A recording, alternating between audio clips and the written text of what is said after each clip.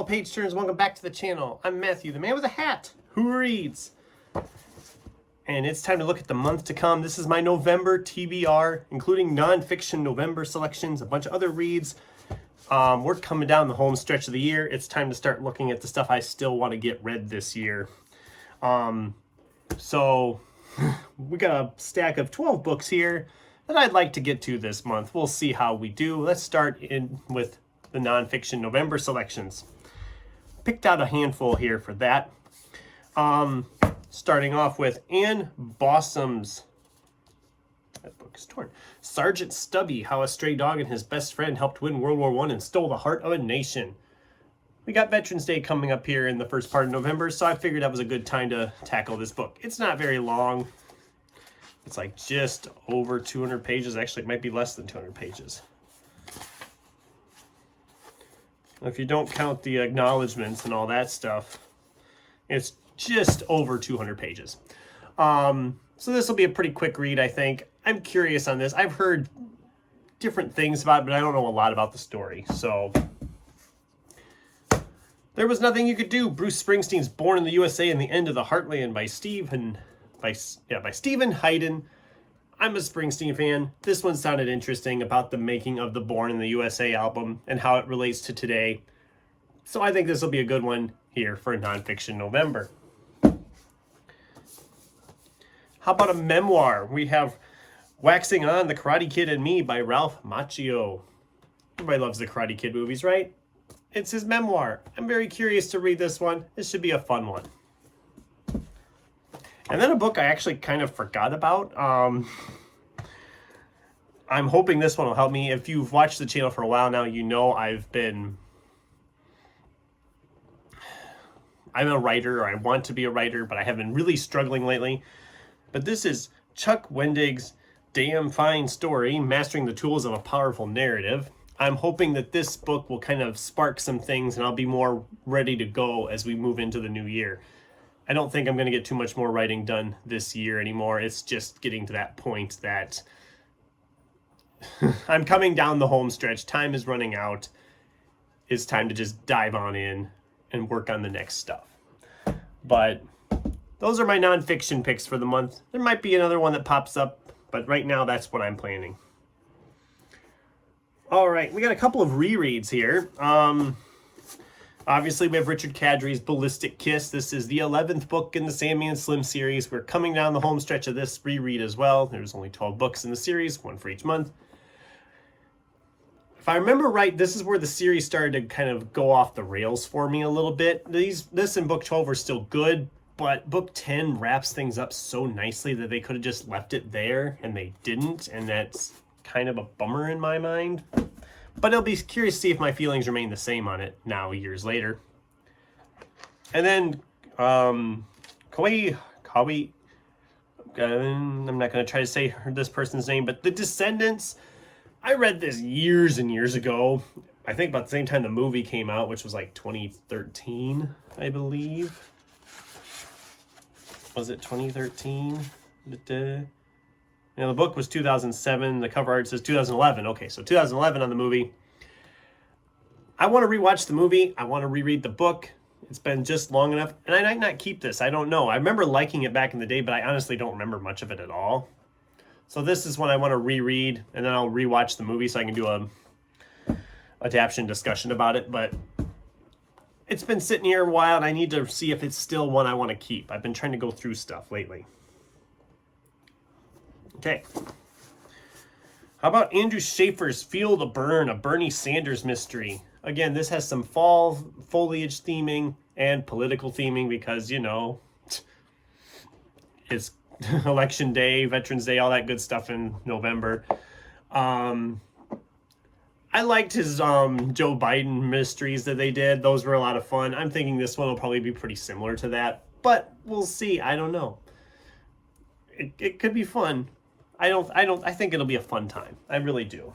A murder mystery with Bernie Sanders. I mean, that's just kind of fun. This book is Kira Jane Buxton's Hollow Kingdom. A booktube channel I follow raved this is one of her favorite books of all time. And it sounds really interesting. It's like a post-apocalyptic sci-fi novel with a talking crow.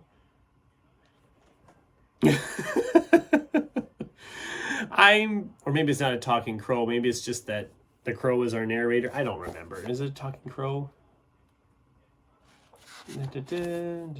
Domesticated crow.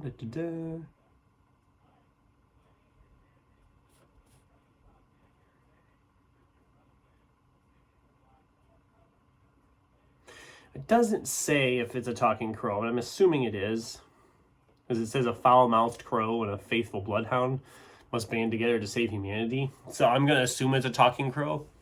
But it sounds bizarre. I like bizarre, and I heard it's really good, so I wanted to get it read yet this year. So here we are, going to squeeze it in here in November. These next two are a series. From Cameron Johnston, person who wrote The Maleficent 7 behind me, one of my favorites from last year. This is The Traitor God and God of Broken Things. This is a 2-book series from Angry Robot and Cameron Johnston. Fantasy action type stuff. I don't know a lot about this series. My girlfriend got these for me because she knew how much I loved Maleficent 7. So I'm very curious to tackle them. I figured doing them together would be the way to go. Book 1's 426 pages. Book 2 is a little bit shorter. It looks like that's just over 300 pages. So I think I'll be able to get these finished in November. Most of the other ones, like I've showed already, have been smaller in size. I think I'll be okay on this, getting these two read as well. It'll be fun, I think, to read these. I'm looking forward to them. If they're even half as good as Maleficent 7, I'm going to be in for a good time.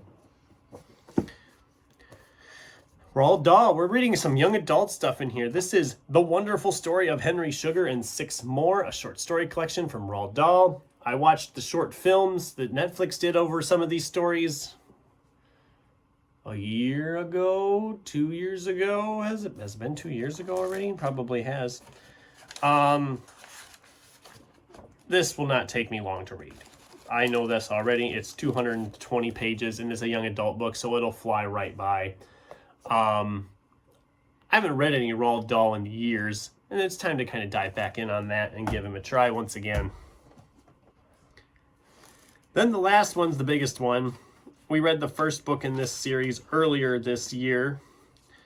Long Time Until Now, I believe it was called. Yep. This is the sequel from Michael Z. Williamson. That Was Now, This Is Then, with more time-traveling military adventure. I liked the first book, but I didn't think it needed to be as long as it was. And it's one I've been debating if I would actually read again. Matter of fact, I'm thinking I'm going to let it go, but I figured I'd read the sequel and then let them both go together. So I'm going to be tackling this one. This one will probably take me quite a bit of time. We'll see. It's like 700 pages. Yeah, 700, just over 700 pages. It doesn't look that terribly thick, but it's a chunky boy. Hopefully it's as good as the first one. It doesn't just burn out on me. But anyway, the money shot. People like the money shots when I do them. And this money shot doesn't look as massive because a lot of these books are smaller in size. I can actually get it in frame. But yeah, I got a lot of reading still planned here. November's reads right here in my hands to tackle this month. It's going to be a good month of reading, I hope. I have some October carryovers that I know will be coming in as well. I know I'm not going to get Vampire Weekend by Mike Chen finished. I barely started on it as I'm filming this, and there's just no way I'm going to get it finished by the end of the month. Because I have two other ones I'm still trying to get finished in this month of October. And there's a couple I didn't even get started. October was a weird month. Lots going on. The reading just kind of struggled because of it. Let's see. What else do I have going on for video? Well, we'll do the October wrap-up next week. For those of you who want to see what I actually got read and what I didn't get read. And then, yeah, we'll finish off figuring out our December TBR the next few weeks, and we'll be looking down the barrel of the new year. So that's exciting because we get to do all the fun videos of wrapping up the year. So What do you guys think of this TBR video, since I'm getting off on a tangent here? Have you read any of these? Do you think you would like any of these? Should I give up on any of these before I even start? And what are you planning to tackle in November? I'd love to hear from you in the comments down below. Thanks for watching, and until next time, keep turning pages.